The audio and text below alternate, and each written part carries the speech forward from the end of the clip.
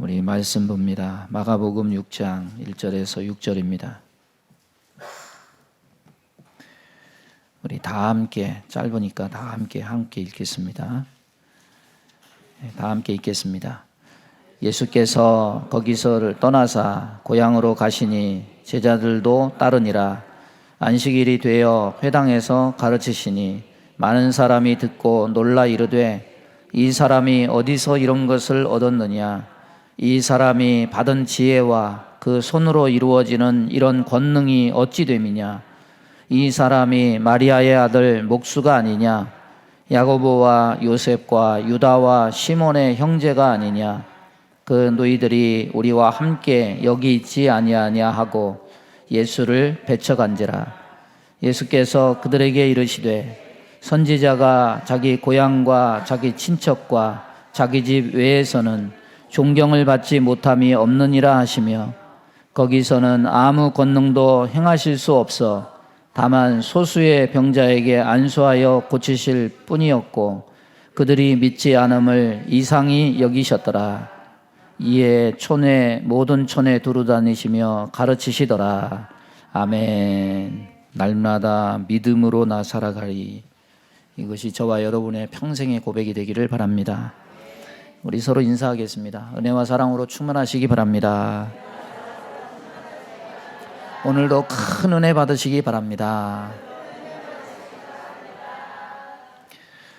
오늘 봉독한 말씀 가지고 이상한 사람들 이런 제목으로 말씀을 전하겠습니다. 어제 설교 준비하고 있는데 오후 3시쯤에 갑자기 카톡도 안 되고 카카오 지도도 안 되고 다음도 안 되고 아무것도 안 돼서 이상하다 그랬죠. 그랬더니 나중에 보니까 이 카톡 데이터 센터에 불이 나가지고 오늘 새벽녘에서야 복구가 된 것 같아요. 이제는 카톡이 되기는 됐는데 다음 사이트 들어가면 안 되는 것들이 많더라고요. 그러니까 완전히 복구하려면 좀 시간이 걸릴 것 같습니다. 우리나라 사람이라면 대부분 다 카톡을 쓰죠. 예? 젊은 사람들은 어르신들이 또 카톡 쓰니까 카톡 안 쓴다고 다른 데로 옮겨가더라고.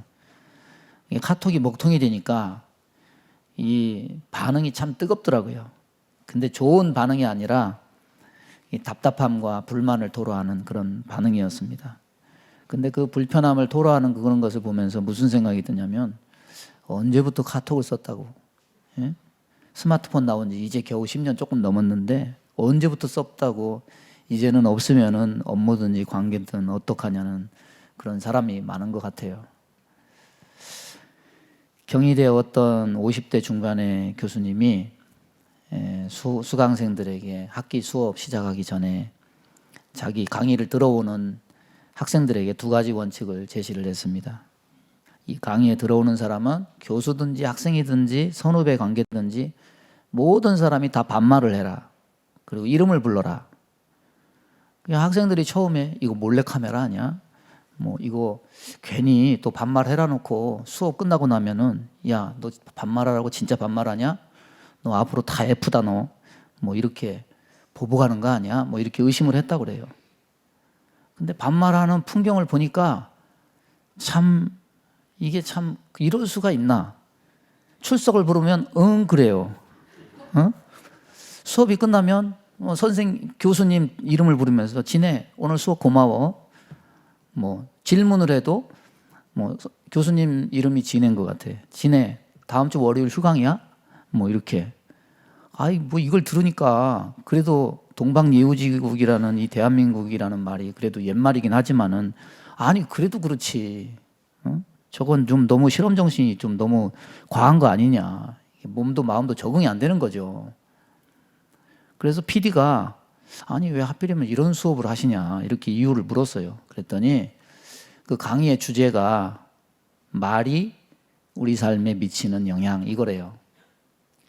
근데 이거를 이론적으로만 강의를 하기에는 뭔가 실제적이지 않으니까 그러면은 우리 말을 한번 바꿔보자. 교수님이 이런 발상을 한 거죠. 그래서 한 학기가 지나고 나니까 어땠느냐, 반응이 어땠느냐 이걸 물어보니까 말이든지 문자든지 친밀감이 굉장히 상승했다. 이렇게 얘기를 하더라고요. 여러분 교수님 그러면 옛날 같으면은 안부를 물으면 몸도 막 조심스럽고, 예를 들어 이런 거죠. 교수님, 기체 후 일양만강 하시옵고, 뭐 이렇게 들어가는 거 아닙니까? 근데 격식은 있는데 이게 친밀감은 아니잖아요. 너무 거리감이 느껴지는 거죠. 그런데 한 학기 동안 그 결과는 이 말이 짧아지니까 거리감도 좁혀지고 친밀감은 상승되었다 그래요. 그러면서 하는 말이, 이 말 바꾸는 거 하나로 이렇게 관계가 좋아진다고 한다면 다른 것도 뭔가 바꾸면은 더 좋은 반응, 달라진 결과를 얻을 수 있지 않겠느냐. 그런 데서 용기를 얻을 수 있지 않겠느냐. 이렇게 교수님이 말하는 것을 봤습니다. 오늘 말씀의 주제는 이 반응에 대한 얘기입니다. 여러분과 하나님 사이 관계 어떻습니까? 하나님과의 관계 어떻습니까? 리액션 어때요? 이 마가복음은 이 반응에 대한 얘기를 4장부터 쭉 이어오고 있는데, 4장에 보면 우리가 잘 아는 씨 뿌리는 자의 비유, 그 반응이 씨가 뿌려지는 밭의 반응에 대한 이야기가 나옵니다. 5장에서 계속 보여주는 것이 이제는 그것이 씨에 대한 얘기가 아니라 사람에 대한 반응으로 옮겨가요. 사람의 반응이 천차만별 달라져요. 씨 뿌리는 이에 대한 자연 만물과 귀신의 반응은 순응이에요. 순응. 언제나 반응이 있어요. 자연 만물도 순종하고 군대 귀신도 벌벌 떨면서 나갑니다. 자연 만물이 순종하는 것, 귀신이 떠나가는 것, 그건 요청에 의한 게 아니라 예수님이 자발적으로 저들을 통제하신 겁니다. 그런데 그 이후에 야이로의 딸 혈루병 여인을 고친 것은 예수님의 통제에 의한 것이 아니라 간절한 요청에 의한 것이었습니다. 여기서부터는 처방이 다른 것이 아니라 반응이 달라져요. 어떤 혈루병 걸린 여인은 예수님의 옷을 붙잡는 믿음을 통해서 12년간 고생한 혈루병이 낫는 기적을 맛봅니다. 어떤 사람은 예수님이 잔다고 하니까 예수님의 말씀에 비웃는 반응을 보여요. 여러분, 씨 뿌리는 이에 대한 반응, 그것이 자연의 밭이라고 한다면 반응은 한결같습니다. 씨를 뿌리면 반드시 열매를 맺습니다. 이게 순응이죠. 자연은 이런 거죠. 왜냐하면 이게 하나님의 원칙이니까. 하나님이 그렇게 만드셨어요. 그러면 이 이치에 따르자면 천국 복음의 씨도 뿌리기만 하면 반드시 열매를 맺어야 되는 것이 정상 아니겠습니까? 그런데 그 밭이 자연의 밭이 아니라 사람 마음 밭이라고 한다면 얘기가 달라져요. 마음밭의 반응은 천차만별이죠. 반응이 있는 밭일 수도 있고 반응이 아예 없는 밭일 수도 있습니다. 그리고 반응하는 척 하다가 반응이 사라지는 밭일 수도 있어요. 마음밭의 반응은 예측할 수가 없습니다. 사람 마음밭의 변화와 반응은 날씨보다 더 변덕스럽고 예측하기 어렵습니다. 하나님이 천지를 만드신 하나님이시고 바람과 바다를 순종케 하실 수 있는 능력이 있으시고 군대 귀신 들린 귀신을 제어하는 능력을 가지셨지만 천지가 개박한다고 해도 사람이 거기에 반응하지 않는다면 아무런 유익이 없는 겁니다. 결국 씨 뿌리는 이가 문제가 아니에요. 항상 씨를 받아들이는 사람 마음밭이 문제예요. 저와 여러분은 하나님과 보통 사이가 아니죠. 왜 이렇게 반응이 참 이렇게 시원찮습니까? 저와 여러분과 하나님과의 사이는 보통 사이가 아니죠. 이것도 아니야, 이거. 보통 사이가 아니죠. 나는 너희 하나님이 되고 나는 너희는 내 백성이 되리라. 하나님의 꿈입니다. 하나님의 꿈은요, 가족을 가지시는 것이 하나님의 꿈입니다. 그렇다면 우리는요, 하나님 나라 백성이고 하나님 나라 가족입니다. 보통 친밀한 사이가 아니에요. 예? 보통 신뢰가 있는 사이가 아닙니다. 그렇다면 반응도 달라야 되죠. 과연 반응이 어떠하냐. 오늘 말씀을 통해서 가족인지 아닌지, 이게 내 고백을 통해서 자부를 통해서 이것만이 아니라 우리의 반응이 어떠하냐를 통해서도 가족인지 아닌지, 하나님 나라 백성인지 아닌지 판별될 수 있음을 우리는 알게 돼요. 사무엘상 2장 30절에 이렇게 말씀합니다. 나를 존중히 여기는 자를 내가 존중히 여기고 나를 멸시하는 자를 내가 경멸히 여기리라. 아무리 하나님이 은혜를 쏟아 부어주셔도 내가 반응하지 않으면 하나님의 은혜는 내 것이 아니에요. 하나님 나라 가족이라면 합당한 열매, 합당한 반응을 보여야 됩니다. 오늘 말씀을 통해서 그렇게 되기를 바랍니다. 오늘 먼저 예수님은 1절에 보니까 거기를 떠나사 고향으로 가셨다. 가버나움에 계셨는데 고향 나사렛으로 가셨습니다. 가버나움에서 나사렛까지는 여기서 상계동까지 거리 32km. 고향에 있는 사람들은 예수님을 잘 안다고 자부하는 영역의 사람들입니다.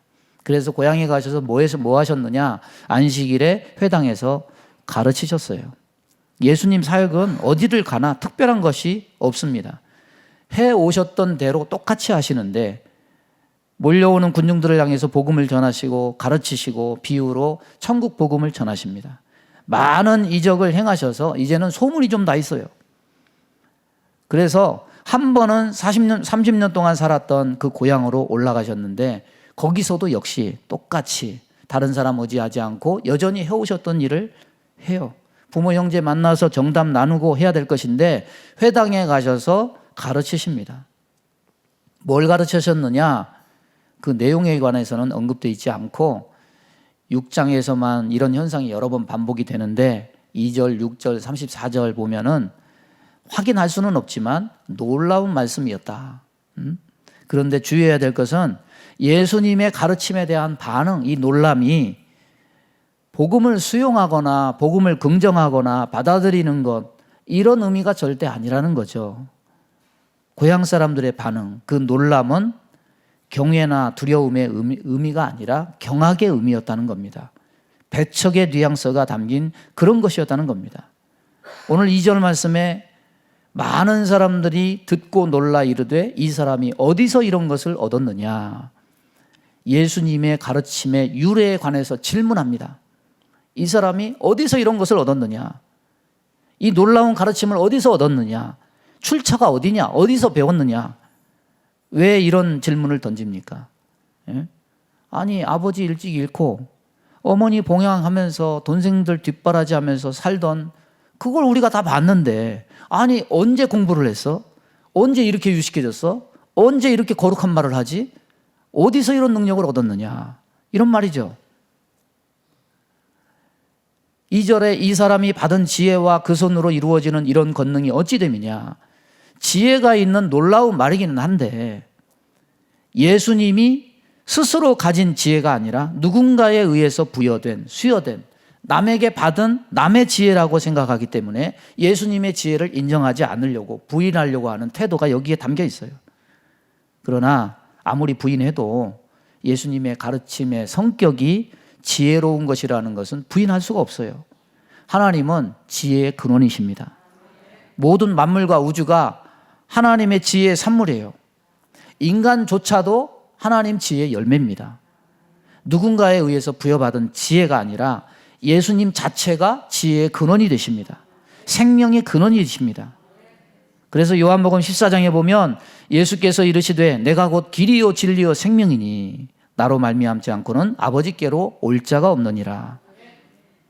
그 손으로 이루어지는 권능, 야이로의 죽은 딸이 살아난 것, 12년 된 혈루병 여인이 고침을 받은 것, 이 권능 역시 부여된 것이 아니라 예수님이 스스로 가지신 권능입니다.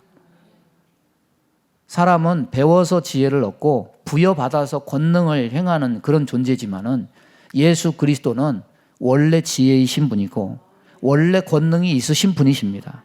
어제나 오늘이나 이것은 영원토록 변함이 없어요.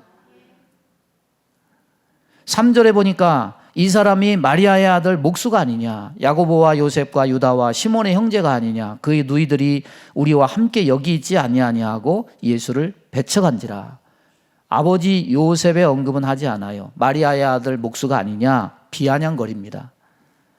당시의 목수는 천한 신분이에요. 존경받지 못해요. 요셉의 아들로 표현하지 않고 마리아의 아들 이렇게 말한 것은 무슨 소문이 났겠어요? 어머니 마리아에 대한 좋지 않은 소문. 결혼하지 않은 처녀에서 난 아들이 예수예요. 이 소문 아니겠습니까? 직업을 의논하는 것, 목수 따위가 바리새인도 아니면서 이런 지혜로운 말을 하는 것은 있을 수 없다. 비하의 반응이죠. 그리고 이어지는 가족 관계에 대한 이야기가 이어집니다. 야고보, 요셉, 유다와 시몬의 형제가 아니냐, 너희들이 여기와 함께 있지 않느냐. 예수님의 가족사를 알 수 없는데 여기서 알 수 있죠. 예수님의 형제, 남자 형제가 넷이에요. 여기에 야고보가 있죠. 야고보서를 쓴 야고보가 예수님의 동생 야고보예요. 나중에 예수님의 제자가 되죠. 너희들이란 복수 표현을 보아서 최소 여동생이 2명 있었어요. 마리아는 예수를 낳은 후에 적어도 6명의 자녀를 낳았구나 알 수 있습니다. 여러분, 지금 동네와 옛날 동네는 다르죠. 지금은 옆집에 누구 사는지도 몰라. 근데 옛날에는 어떻습니까? 옆집 숟가락까지 다 세. 너무나 잘 알아요. 그런 것처럼 예수님의 고향 사람들의 반응이 뭡니까? 예수님을 자신들과 똑같은 인간으로 봅니다. 그래서 현재 예수님이 주시는 말씀보다 예수님의 과거 화려하지 않은 출신 성분으로 인해서 예수님을 비하하고 배척해요. 인간이 가지고 있는 못된 죄악성 중에 하나가 이런 겁니다. 그 사람들의 현재 모습, 미래의 가능성으로 사람을 평가하기보다 과거를 들춰내서 그 사람을 폄하하고 무시하는 경향이 사람에게 많아요. 나사렛 사람들이 예수님을 인간적으로 판단하고 그를 경멸하고 무시했습니다. 예수님의 현재의 능력을 보고 듣고 알고 있었지만은 고향 사람들은 과거를 보면서 그가 누구냐? 목수의 아들이 아니냐? 형제 자매 우리가 다 아는데? 뭐 별 볼 일 없는 사람인데? 어려서부터 우리가 30년 봐왔는데? 무시함과 업신여김. 그것을 통해 보니까 하나님의 능력을 제한하는 거죠. 여러분, 우리의 선입관이, 우리의 생각이 때로 하나님의 은혜를 막을 수도 있어요. 우린 선입관을 통해서 보는 것이 아니라 하나님의 지혜를 봐야 되고 하나님의 능력을 봐야 돼요. 이 사람의 이 지혜와 능력이 어디서 났느냐? 의아함을 가졌지만 해답을 찾을 수가 없어요. 왜 그렇습니까? 이들은 지혜와 힘이 세상의 가문, 배경, 권력, 재물 어떤 것들을 통해서 오는 것으로 착각하고 있기 때문이에요. 저와 여러분의 영적인 눈이 벗겨져야 돼요. 보는 것이 달라져야 돼요. 기준이 달라져야 돼요. 생각하는 것이 달라져야 돼요.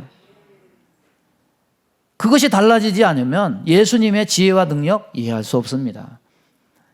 예수님의 성장 과정을 지켜보고 잘 아는 사람들이기 때문에 세상적으로 지혜와 능력을 가질 만한 어떤 조건이 없다고 생각했고, 진정한 지혜와 능력이 이 땅이 아닌 하늘로부터 주어진다는 것을 이들은 몰랐어요. 진정한 지혜와 힘 어디서 나오느냐? 좋은 학교를 나와서 공부하면 알 수 있느냐? 돈이나 권력으로 진정한 힘을 가졌다고 할 수 있느냐? 그것이 지혜요, 힘으로 생각될 수 있습니다. 여러분, 세상에 살면서 그런 것 필요하죠. 그러나 하늘로부터 오는 진정한 지혜와 힘이 없다면 그것은 너무 짧고 유한한 겁니다. 허망한 거예요. 세상의 과학, 학문 발달을 통해서 지혜나 힘도 다 무너지는 것을 역사 속에서 우리는 잘 보아왔어요. 세계 1차 대전, 2차 대전, 인간의 지혜와 과학이 이뤄낸 결과예요. 로마 제국의 지혜와 힘도 무너졌어요. 오늘 이 세상의 모든 권력, 재물, 명예 언젠가는 다 무너져요. 하나님으로부터 오는 힘, 하나님으로부터 오는 지혜, 하나님으로부터 오는 능력을 덧입지 않는 한 이 땅에 기대하는 우리의 눈으로 판단하는 그 모든 것은 허망해질 수밖에 없습니다. 온갖 좋은 은사와 좋은 선물이 다 위로부터 빛들의 아버지께로부터 내려오나니 그는 변함도 없으시고 회전하는 그림자도 없으시니라. 이것을 알고 이것에 온전히 반응하는 저와 여러분 되기를 바랍니다. 고향 사람들의 반응의 결과는 뭡니까? 3절 마지막에 예수를 배척한지라. 따라서 보겠습니다. 예수로 인하여 실족한지라.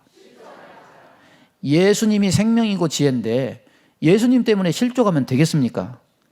믿음의 주요 온전케 하시는 이인 예수를 바라보자. 우리는 말씀을 통해서 그 예수가 우리의 믿음의 주고 지혜의 근원이고 능력이라는 것을 알죠. 그러나 고향 사람들에게 예수님은 믿음의 주요 온전케 하시는 이가 아니라 걸림돌이었어요. 예수는 그들에게 은혜가 되지 않고 저주가 되었습니다. 고향 사람들은 예수님에게 은혜를 발견하지 못하고 자신들에게 의심을 심었습니다. 가장 가까운 사람, 가장 많이 본 사람, 가장 시간을 많이 보낸 사람이 오히려 가장 먼 사람이 됐어요. 여러분 성경에 뭐라고 말합니까? 자기 백성이 영접치 않았다. 빛이 어둠에 왔으되 어둠이 깨닫지 못하더라. 여러분 교회 안에 있으면서 저와 여러분 예수님과 먼 사람 아니에요 혹시? 숟가락 다 세고 있으면서 교회 어디 뭐가 있는 거 다 알면서 몇십 년 동안 믿어오면서 우리가 혹시나 이런 사람 아니냐고요. 마태복음 15장 12절에 이렇게 말합니다. 이에 제자들이 나와 가로되 바리새인들이 이 말씀을 듣고 걸림이 된 줄 아시나이까. 요한복음 6장에는 예수께서 스스로 제자들이 이 말씀에 대하여 수군거리는 줄 아시고 가라사대 이 말이 너희에게 걸림이 되느냐. 때로 예수님을 보고 바리새인들은 속으로 분노와 모욕을 느꼈어요.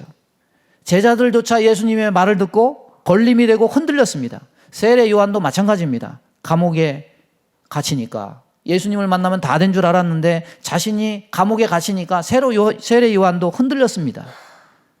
그래서 제자들을 보내서 뭐라고 말씀하느냐. 오실 그이가 당신이 맞습니까? 그러니까 예수님이 이렇게 말씀합니다. 누구든지 나를 인하여 실족하지 아니하는 자는 복이 있도다. 여러분, 저와 여러분의 반응이 중요하죠. 진짜 내가 예수님의 가족인지, 진짜 내가 하나님 나라의 백성인지, 내 반응을 통해서도 판가름이 될 수 있다는 것을 우리는 깨달아야 돼요. 예수님의 반응은 뭡니까? 이런 반응을 보면서 예수님이 이렇게 말씀합니다. 4절에 예수께서 그들에게 이르시되 선지자가 자기 고향과 자기 친척과 자기 집 외에서는 존경을 받지 못함이 없느니라. 우리나라 사람들 중요한 의식 중에 하나가 뭐냐면 만나면 뭘 묻습니까? 고향 물어요. 어디냐? 우리는 학벌, 지연, 혈연 이거에 참 민감해요. 같은 고향이라고 그러면 서로 막 친구가 돼버려. 참 친화력 대단하죠. 여러분 고향은 부여된 거지 스스로 얻은 것이 아니죠. 그런데 선택한 것도 아닌 고향이라는 것 하나만 가지고도 우습게 여기고 때로는 무시하고 벽을 쌓거나 든든한 줄로 연결되는 경우가 많아요. 아마 유대인들도 우리나라 이런 사람과 정서가 비슷한 것 같습니다. 집 외에서는 존경을 받는다는 말이고 고향과 친척과 집에서는 존경을 못 받는다. 왜 그랬을까요?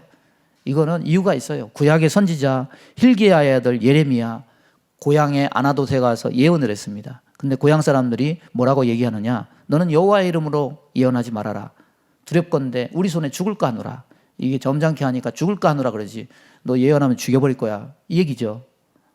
이것이 유래가 되어서 유대인들에게 속담이 돼서 선지자가 자기 고향과 자기 집에서는 존경을 못 받는다. 예수님의 운명이 선지자들 운명과 같은 길을 걷는 거예요. 선지자들이 자기 고향에서 존경을 받지 못한 것처럼 예수님도 자기 고향에서 존경을 받지 못함을 의미하죠. 그리고 예수님이 5절에 거기서는 아무 권능도 행하실 수 없어 다만 소수의 병자에게 안수하여 고치실 뿐이었다. 예수님의 말씀을 듣지 않고 깨닫지 못하고 예수님을 배척했을 때 어떤 일이 발생하느냐? 주님의 능력이 덜 나타났다. 전혀 안 나타난 건 아니에요. 능력이 나타났기는 나타났는데 다른 지역에서의 능력과는 비교가 안 될 정도로 적은 능력이 나타났다. 여러분 작은하고 적은하고 틀리죠. 작은은 크기를 얘기하는 거고 적은 것은 양을 얘기하는 거죠. 예수님은 바람과 바다도 고요케 하신 분입니다. 군대 귀신도 물리치신 분입니다. 그런데 예수님도 행동의 제약을 받으십니다. 어떻게? 사람들이 믿지 않으면 예수님을 배척하면 예수님의 능력이 적게 나타나요. 그렇다고 해서 예수님의 능력이 줄었거나 소멸된 것도 아닙니다. 예수를 걸림돌로 여기는 자들의 반응 때문에 믿음이 없는 자들 때문에 예수님의 능력이 적게 나타난다는 거죠. 그런데 이런 상황에서도 고침받는 자는 고침을 받습니다. 은혜 받은 소수가 있어요. 많은 사람이 예수를 거절해도 예수님을 신뢰하는 소수의 사람은 반드시 은혜를 얻습니다. 예수님이 그의 병을 고쳐줘요. 다수의 불신 앞에서 예수님은 소수의 믿음을 보고 그들에게 사랑과 은혜를 보이십니다. 여러분, 목사가 얼마나 능력이 있을까? 목사가 능력을 많이 받으면 좋겠죠. 저도 좋고 여러분도 좋고. 그렇지만은 여러분, 안수 기도를 하는 사람이 누구인가 보다는 안수 기도를 받고 있는 사람이 어떤 믿음을 가졌느냐, 그게 훨씬 더 중요한 겁니다. 제가 항상 빼놓지 않고 기도하죠. 빼놓지 않고. 제가 무슨 능력이 있어서 하는 거 아니에요. 가슴에 손 얹고 기도하자, 몸이 아픈 곳에 손을 얹고 기도하자. 여러분의 믿음에 따라서 능력이 나타나요. 하나님은 믿는 자에게 역사하십니다. 그게 제 능력이 아니고 기도하는 각자의 자신의 믿음의 결과예요. 믿음이 없으면 아무리 제가 능력이 있다 하더라도 능력은 안 나타나요. 설령 예수님이 우리 앞에 나타나신다고 해도 기적은 안 일어납니다.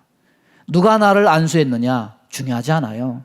내가 그것을 믿느냐 믿지 않느냐, 그게 훨씬 더 중요한 겁니다. 사람을 보면 고침 받을 수 없어요. 그리고서 예수님이 하신 말씀이 뭡니까? 그들이 믿지 않음을 이상히 여기셨더라. 이상한 사람 많아요. 예수님의 능력과 지혜를 보고 이상히 여기며 놀라워했지만 예수님은 오히려 믿음 없음을 이상히 여기셨어요. 놀라셨어요. 아주 큰 시각차입니다. 복음은 세상 사람들에게 전염병과 같은 이상히 여기는 취급을 받습니다. 그러나 예수님이 보실 때는 믿지 않는 사람들의 완악함이 참으로 이상한 일이에요. 씨도 분명하고 씨 뿌리는 이도 분명합니다. 믿음으로 받아들이기만 하면, 반응하기만 하면 분명히 열매를 맺습니다. 분명히 기적이 임합니다. 그런데 스스로 은혜를 거절하는 이 모습은 하나님 보시기에 참 이상한 모습이에요. 따라서 해보겠습니다. 믿음 없으면 주님 보시기에 이상한 성도가 된다. 뒤에 톤이 좀 낮아지는 거 보니까 양심에 찔리는 것 같아요. 여러분, 우리가 예수 믿으면서 참 조심할 것이 많죠. 그런데 이 말씀 듣고 우리 자신을 돌아봐야 돼요. 그리스도 안에 우리가 30년, 40년, 10년, 20년 다 많은 세월을 겪었기 때문에 친숙한 것들이 많죠. 예배도 친숙하고 기도도 친숙하고 교회 돌아가는 상황 다 안다고 생각. 이것이 곧 혈통과 같은 거예요. 이것이 곧 동네 사람으로 행세할 수 있는 것과 같은 거예요. 그러나 이런 조건을 가졌어도, 우리가 가진 이런 조건에 의해서 우리가 스스로 주님을 멀리하고 배척할 수 있는 배경으로 활용될 수 있다는 것, 이건 우리는 유의해야 돼요. 자신이 믿음으로 그것들을 수납하려 생각하지 않고 내 생각으로 이상하게 삐뚤어지게 보고 판단하고 생각하는 것, 이상하게 보니까 이상한 반응이 나타나요. 믿음으로 받아들이는 것이 아니라 배척하는 결과를 나타내요. 내가 보기엔 다 틀린 거지. 예수님도 틀렸고 교회도 틀렸고 목사도 틀렸고, 그런데 예수님 보시기에는 너 참 이상하구나. 네가 믿음으로 받아들이기만 하면 되는데 믿음 없는 자신은 탓하지 않고 왜 나를 거절하느냐. 이상하게 보는 그것이 문제가 아니라 주님이 이상하게 보시는 그것이 문제라는 것, 우리는 깨달아야 돼요. 따라서 해보겠습니다. 내 눈은 정확하지 않습니다. 내 생각은 100% 옳지 않습니다. 내 판단은 틀릴 수도 있습니다. 그런데 자기가 옳대, 자기가 맞대, 자기 판단이 예수님 생각보다 옳대. 그러면 예수님 거절하는 것이 되죠. 하나님의 능력은 마음 밭에 따라 달라져요. 당사자들의 믿음에 따라 달라져요. 그래서 질병을 고침받은 사건들을 보면 예수님이 이렇게 말씀하세요. 따라서 보겠습니다. 내 믿음이 너를 구원하였느니라. 그러면 역으로 믿음이 없는 자에게는 뭐라고 얘기하겠습니까? 내 믿음 없음이 너를 구원에 이르지 못하게 하였느니라. 이 말씀 아닙니까? 이상하게 보시는 거예요. 씨도 분명하고 씨 뿌리는 이도 분명한데 이를 거절하는 것은 이상한 사람이 되는 거예요. 우리 이상한 성도 되지 않기를 바랍니다. 말씀을 정리합니다. 마가복음 3장에 보면은 누가 예수의 가족인가? 예수님의 어머니, 모친과 동생들이 밖에 와서 있는데 예수님의 가족이 누군가를 말씀해 주십니다. 혈통으로 얘기하지 않아요. 거기 뭐라고 얘기하냐면 내 아버지의 뜻대로 행하는 자가 내 형제요, 자매요, 어머니니라. 가족의 정의를 혈통에 두지 않아요. 아버지의 뜻대로 행하는 사람이 가족이다. 그러면 또 그 가족은 오늘 말씀을 통해서 다시 정의될 수 있습니다. 5장은 믿음으로 반응하는 사람들을 얘기해요. 6장은 예수님을 배척하는 고향 사람들을 얘기해요. 고향 사람은 오히려 가족 되기를 거부하는 사람이에요. 예? 진짜 가족은 밥그릇 숟가락 내가 너희 가족사 내가 훤히 꿰뚫어 동네 사람 수준 정도로는 안 돼요. 믿음으로 반응하는 사람이 예수님의 가족이 된 겁니다. 좀 안다는 것 가지고는 가족이 될 수 없어요. 안다는 것 행세하다가 주님께 이상한 사람으로 판정될 뿐이에요. 진정으로 가족이 될 사람은 아버지의 뜻대로 행하는 사람, 믿음으로 반응하는 그 사람입니다. 그 사람이 정상적인 사람이고 그 사람이 곧 주님의 가족이 될 수 있는 사람입니다. 여러분, 예수님 고향 사람들은 주님의 과거에 집착해서 주님이 주실 복들을 다 놓쳤지만은 주님이 가족으로 대하실 사람들을 어떻게 대하셨는가 성경은 기록하고 있죠. 여러분, 제자를 선택하실 때 예수님이 그들의 과거를 모르겠습니까? 미래를 모르겠습니까? 다 아셔요. 주님은 어디 출신이냐? 과거에 무슨 죄 지었느냐? 묻지 않아요. 그 당시 세리는 유대인들에게 온갖 멸시와 조롱과 비난의 대상이에요. 그런데 예수님이 세리 마태를 불러요. 갈릴리 어부들은 배운 게 없습니다. 불황무식합니다. 그런데 갈릴리 어부들을 제자로 삼아요. 고향, 출신, 성분, 학문, 배경 문제되지 않아요. 그 제자 중에 하나가 예수님께 가자고 하니까 나다나엘이 뭐라고 얘기합니까? 나사렛에서 무슨 선한 것이 날 수 있겠느냐. 예수님은 그 얘기한 것을 다 알아요. 예수님의 출신지를 문제 삼던 나다나엘을 예수님은 너는 참 이스라엘 사람이다. 예수님이 제자로 불러요. 베드로를 만났을 때 예수님은 다짜고짜 예수님은 베드로에게 너는 장차 게바라 하리라. 게바가 뭡니까? 반석이죠. 베드로에게 새로운 이름을 주셔요. 너는 예수님의 가족으로서 앞으로 믿음의 반응을 보이게 될 소망의 미래를 가졌다. 예수님은 예고하신 거죠. 십자가를 앞에 두고 주님이 베드로가 주님을 부인합니다.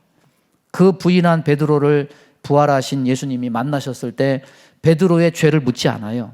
베드로의 사랑 고백을 받으신 후에 일할 기회를 다시 주세요.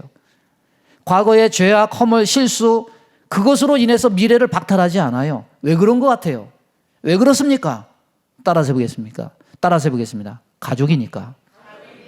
가족이니까 그런 거예요. 우리는 주님의 가족이에요. 우리도 마찬가지예요. 우리가 부끄러워하고 회개한 과거를 주님은 다 잊으셨습니다. 이사야 43장 25절에 나는 나를 위하여 내 허물을 도말하는 자니 내 죄를 기억지 아니하리라. 왜 그렇습니까? 우리도 똑같아요. 가족이니까 베푸시는 은혜입니다. 왜? 우리들이 믿음으로 주를 따를 가족인 줄 주님은 아셨기 때문이에요. 이런 은혜 받은 우리들이 어떻게 주님을 향해서 교회를 향해서 나사렛 사람들처럼 이상하게 볼 여지가 있겠습니까? 우리 모두 주님이 이상하게 여기는 사람이 되지 않기를 바랍니다. 만약에 주님이 이상히 여기실 정도면 슬픈 거예요. 왜냐? 그 사람은 가족이 아닐 수도 있다는 말이에요. 가족은 신뢰가 있어요. 가족은 합당한 반응이 있어요. 주님의 가족은 아버지의 뜻대로 행하고 믿음으로 행합니다. 마지막으로 말씀을 하면 반말하는 교수와 학생들, 우리들의 선입관으로 볼 때는 불편하고 불쾌하고 못마땅할 수 있죠. 우리도 그렇게 반말할 이유도 없고 기회도 없겠지만 배울 것은 있어요. 뭐냐? 우리도 말과 생각을 바꾸자. 말을 바꾸면 변화가 일어난다고 하는데 우리도 말과 생각을 바꾸자. 이 고향 사람들의 판단, 선입견, 생각을 버리고 씨가 뿌려지면 열매를 맺을 수 있도록 주님의 가족답게 말과 생각을 바꾸기로 우리도 원칙을 세우는 거예요. 따라서 보세요. 내 아버지는 내가 믿으면 반드시 응답하실 것이다. 나의 미래를 주님께서 반드시 책임지실 것이다. 이렇게 말하시기 바랍니다. 믿음의 주요, 우리를 온전케 하시는 이인 예수를 바라보자. 이 말씀에서 벗어나지 않아서 주님의 가족이 되고 큰 은혜 받는 저와 여러분 되기를 주님의 이름으로 축원합니다. 우리 주여 한 몸으로 합심하여 기도합니다. 주여, 하나님 아버지 감사합니다. 오늘도 주의 말씀을 저희들에게 허락해 주심을 감사합니다. 합당한 반응이 있기 원합니다.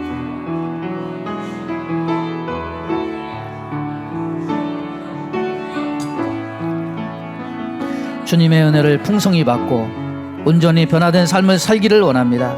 성령이 우리의 생각과 마음을 다스려 주시고 온전히 신뢰하는 자가 되고 주님의 참 가족이 되고 주님의 은혜를 나누는 자들 다 될 수 있도록 인도하여 주옵소서. 예수님의 이름으로 기도하옵나이다.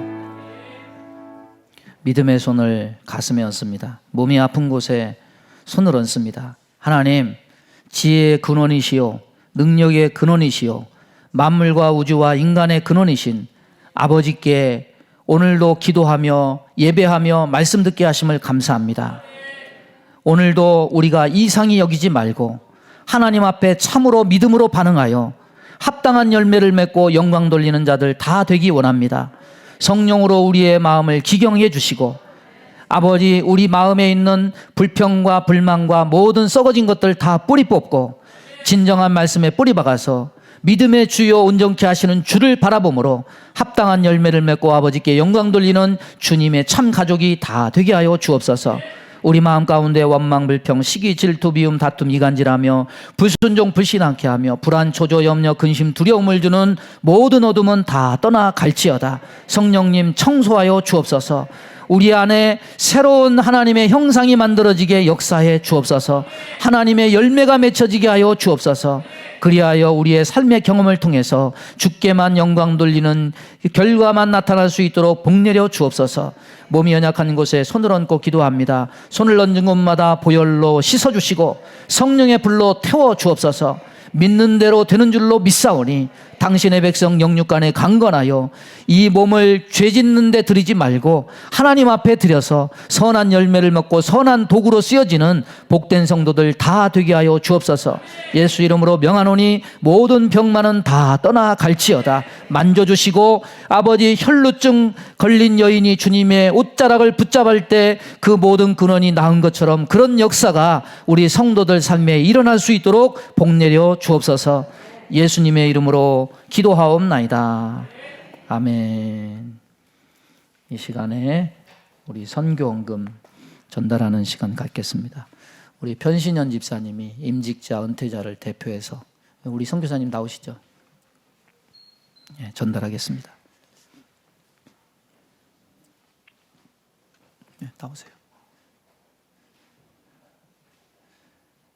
자, 선교헌금, 멜리토플 교회 재건하는 선교헌금 임직자 은퇴자들의 이름으로 선교사님에게 전달하겠습니다. 네, 감사합니다. 들어가십시오. 악수 한번 하세요. 악수 한번 하세요. 네, 우리 선교사님 잠깐 교회 상황에 대해서 마이크가 어디 있죠? 네. 근황 잠시 말씀드리겠습니다. 지난번에 방문했을 때 저희 멜리토폴 교회를 위해서 기도해 주시고 또 많은 헌금해 주셔서 정말 감사를 드립니다. 지금 저희 교회는 지금 교회가 두 개가 되는 상황입니다. 멜리토폴에 남아 있는 어쩔 수 없이 떠날 수 없는 사람들, 남아 있을 수밖에 없는 사람들이 한 그룹이 남아 있고 또 이제 생명의 위협을 느끼고 많은 어려움 속에 있던 사람들이 우크라이나에서도 키우에 한 21명이 머물러 있습니다. 얼마 전에 듣기로는 멜리토폴의 교회는 이제 다 폐쇄가 될 것 같습니다. 많은 교회들이 다 폐쇄됐고 저희 교회도 폐쇄될 위험한 상황 속에 있습니다. 또 키우에 있는 현지 우리 성도들은 지금 잠시 선교사님이 운영하는 신학교의 임시거처에서 머물고 있습니다. 제가 다음 주 돌아오는 화요일에 폴란드로 떠납니다. 폴란드를 통해서 우크라이나 키이우로 들어갈 계획에 있습니다. 가서 일단 정부에서 허락하기는 한 4주 동안 머물 수 있도록 허락받았는데 한 번 더 연장하면 8주 정도. 근데 최근에 요새 키이우에 폭격이 있어가지고 이것도 어떻게 될지는 모릅니다. 여러분들 생각나면 기도해 주십시오. 제가 키이우에 들어가서 우리 성도들을 만나서 위로하고 안아주고 또 그들을 위한 거처, 삶의 터전, 여러분들이 주신 헌금을 우리 성도들이 머무는 새롭게 시작할 수 있는 터전을 준비하는 데 사용하려고 합니다. 이 일들이 잘 이루어질 수 있도록 기도해 주시기를 부탁드립니다. 감사합니다. 네, 감사합니다. 이제 내일 모레 화요일 날 출국을 하시는데 이것도 참 아기가 딱딱 맞아가지고 우리 교회 오시는 거 또 출국하는 것도 하나님은 다 형편을 살피셔서 우리 모두를 사용하십니다. 합력해서 선을 이루는 귀한 열매가 있기를 바랍니다.